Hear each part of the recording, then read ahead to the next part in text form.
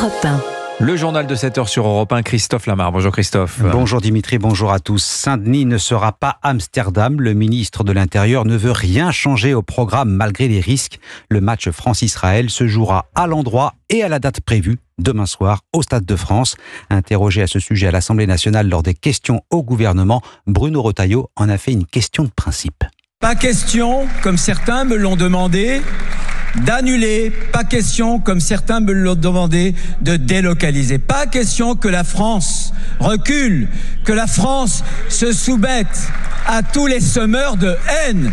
Avons-nous déjà oublié les leçons des Jeux Olympiques? Le sport, c'est plus que le sport. Ce sont des valeurs où tous on peut se retrouver, quelles que soient les origines, les confessions, les couleurs de peau. C'est ça le sport.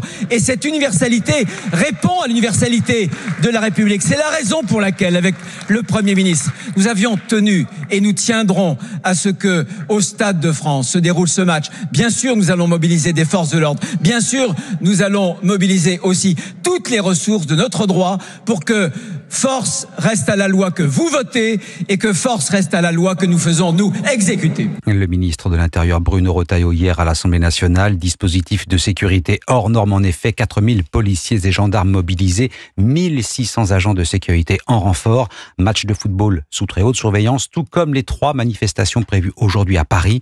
Le gala Israel Forever précédé d'un rassemblement pro-israélien organisé par un mouvement juif classé à droite. Et en réaction, la gauche soutient une marche en faveur de la Palestine prévue entre la gare Saint-Lazare et la place de la République. Alors au-delà de cette rencontre et de ces manifestations, la crainte, bien sûr, c'est de revivre le scénario d'Amsterdam. Une chasse aux juifs dans les rues du centre-ville, des appels antisémites relayés sur les réseaux sociaux selon la maire de la capitale des Pays-Bas.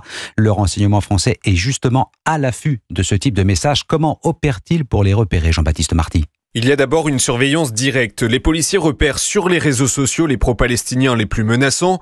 Une fois identifiés, ils sont approchés discrètement, sous couvert dans les manifestations ou bien dans leur sphère privée comme dans un club de sport. La confiance acquise, les agents secrets se font ajouter sur les groupes WhatsApp ou Telegram, là où ils peuvent obtenir des informations importantes comme sur des manifestations illégales. Mais ce n'est pas tout. Claude Moniquet, ancien agent secret. Il peut y avoir des mesures beaucoup plus drastiques, qui peuvent être des écoutes téléphoniques. Ça peut aller jusqu'à des filatures, des surveillances H24, mais c'est sur un nombre limité de personnes et sur des personnes qui sont connues pour être particulièrement dangereuses. Les suspects peuvent aussi venir d'autres pays. Une coopération avec Israël est ainsi possible, comme l'explique Éric Méchoulan, ancien agent de la DGSI. On peut anticiper une visite du Mossad à la DGSI avec une liste de cibles, puisque entre services amis, on s'échange régulièrement ce genre de liste en fonction des intérêts nationaux. Benyamin Netanyahou a de son côté affirmé que des agents du Mossad seront présents jeudi soir pour le match au Stade de France. Jean-Baptiste Marty du service police-justice d'Europe 1. Vous écoutez Europe 1 matin, il est 7h04. L'économie française en plein ralentissement. Les défaillances d'entreprises sont à des niveaux records, plus de 65 000 sur un an. On attend avec une certaine inquiétude les chiffres du chômage que s'apprête à publier l'INSEE. Une publication attendue dans une demi-heure. Au 2e trimestre, ils avaient été plutôt bons. Ce ne sera pas le cas a priori. Pour ce 3e trimestre, le marché de l'emploi se serait déjà retourné, Baptiste Morin. Oui, sur les 6 derniers mois, plus de 50 000 postes ont été supprimés dans le secteur privé selon l'INSEE.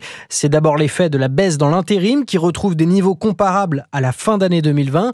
Or, l'intérim, c'est la variable d'ajustement des entreprises et donc c'est un indicateur important pour les économistes.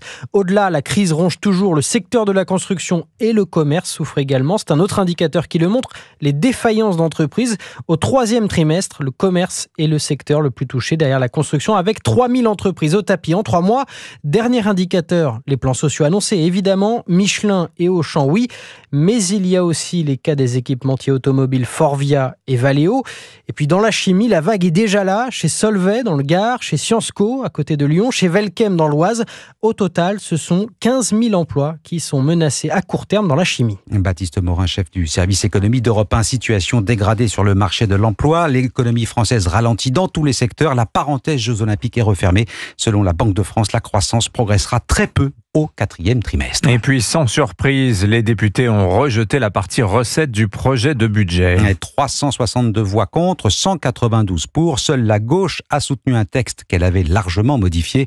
Fin de la discussion et conséquence inédite sous la Ve République. L'ensemble du projet de loi de finances, c'est-à-dire le volet recettes et le volet dépenses, va partir au Sénat, mais dans sa version initiale, c'est-à-dire celle rédigée par le gouvernement.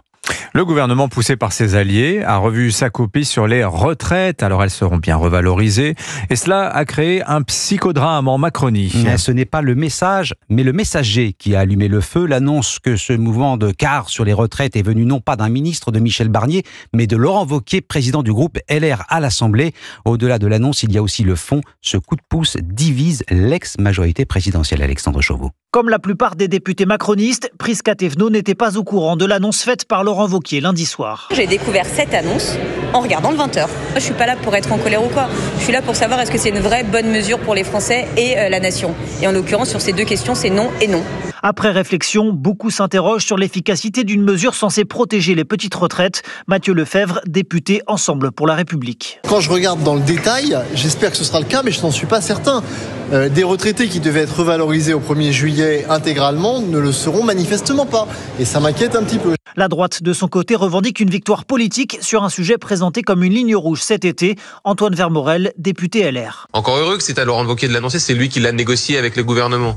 Et au sein de ce socle commun, il faut que tout le monde accepte qu'il y a des priorités. Et au sein du fameux socle commun, tout le monde s'attend désormais à ce que Gabriel Attal obtienne à son tour gain de cause sur l'allègement des charges pour les entreprises, priorité des macronistes, manière pour Michel Barnier de ménager les égos au sein d'un bloc central qui cherche toujours à s'apprivoiser. Alexandre Chauveau du service politique d'Europe 1. Et puis aux États-Unis, à la veille de sa rencontre avec le président Joe Biden, auquel il succédera au mois de janvier, Donald Trump peaufine son équipe gouvernementale. Surprise, Elon Musk est bien appelé à jouer un rôle. Le milliardaire propriétaire de Tesla et Twitter X va prendre la tête du département chargé de l'efficacité gouvernementale. Sa mission, démanteler la bureaucratie et tailler dans les dépenses inutiles à Viva Fried. Oui, Elon Musk va s'atteler à un grand ménage gouvernemental qu'il avait prôné lui-même pendant toute la campagne. Le patron de Tesla estime que les États-Unis ne sont plus compétitifs car englués dans un excès de réglementation et affaiblis par un gaspillage auquel il entend mettre fin.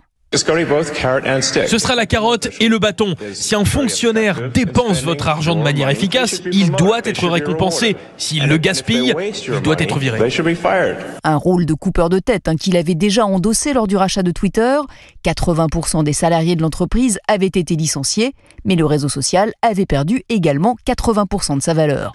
Donald Trump fait tout de même confiance à son nouveau meilleur ami, même si les contours de la nouvelle administration restent flous. Ce n'est pas un ministère ou une entité gouvernementale, plutôt un groupe extérieur chargé de conseiller la Maison-Blanche.